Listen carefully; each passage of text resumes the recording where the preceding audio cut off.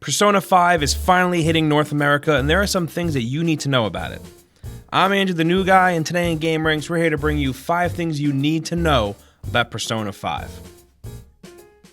So let's get started with number 5. If you've had your eye on Persona 5 but are kind of scared to play it because it's the 5th installment in the series, you don't need to worry about that. You don't need to have played the other 4 games because each Persona game is a standalone experience, just like how Final Fantasy does it. Persona is essentially Anime the video game. You play as high school students who are able to access an alternate world where you take on personas, and these personas give you special abilities, and then you'll use those personas to fight shadows, and you do all of this to solve whatever mystery there is going on in that game. I know, it's kind of weird, it's kind of confusing and kind of hard to grasp, but you know what? It's hard to explain. The best way to learn is to definitely just play it. Also, Persona 4 is great, and you should probably pick that up too.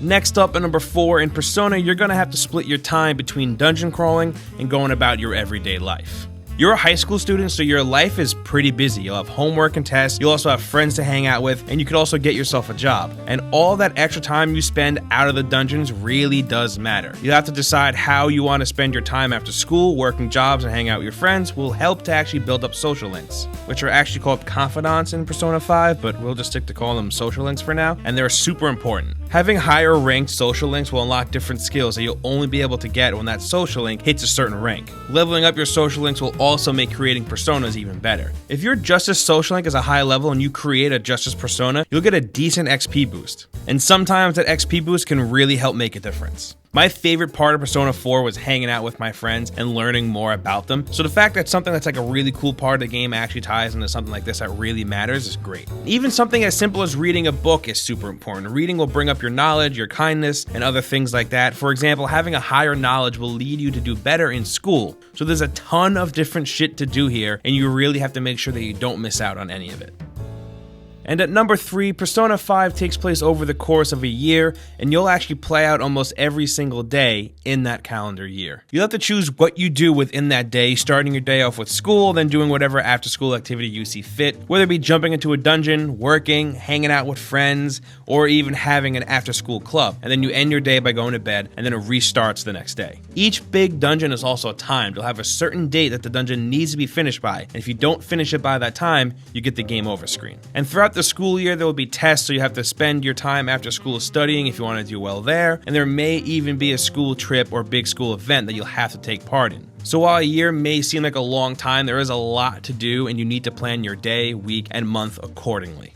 And next up at number 2, the combat for the most part is the same turn-based battle system that we've seen, but there are some new additions that were added for Persona 5. One of the big additions is the stealth mechanic. You can now sneak around dungeons using cover to get around. If you're able to successfully sneak up on an enemy and attack first, you get the advantage and you and the rest of your party are all able to attack first. But if they see you first and get in the first hit, they get the advantage and all the enemies will get their hits in first. But with the addition of stealth, there's a new security meter that comes along with it. This meter will go up as you're seen, and the higher it gets, the more that enemies are alert and looking for you, and they'll also become way more aggressive.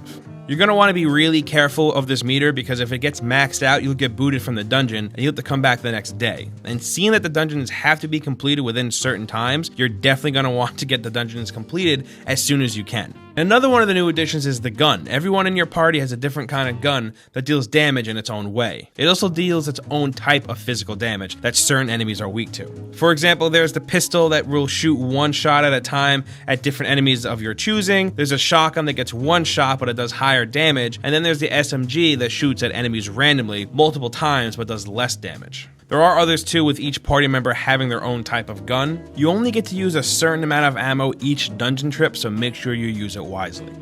And finally, at number 1, how you get new personas in Persona 5 is very different from Persona 4. In Persona 4, you got dealt a hand of cards at the end of a fight, and one of those cards could be a new persona. In Persona 5, you get new personas by downing an enemy and then talking to them. After downing the enemy, you can talk to it, and you'll have 3 options from there to get items from it, shake it down for money, or get its power. But you do need to be a certain level to actually be able to gain its power, and if you're high enough level, you actually have to run through a conversation that you can mess up by saying the wrong thing, and messing it up will end with you having to fight that enemy again.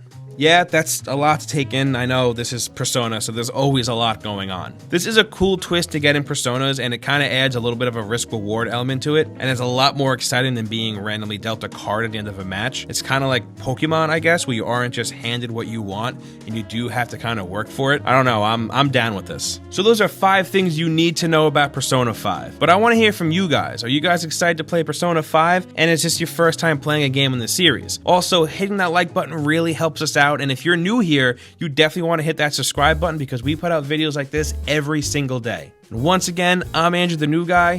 Thank you for watching, and we'll see you next time right here on gameranx.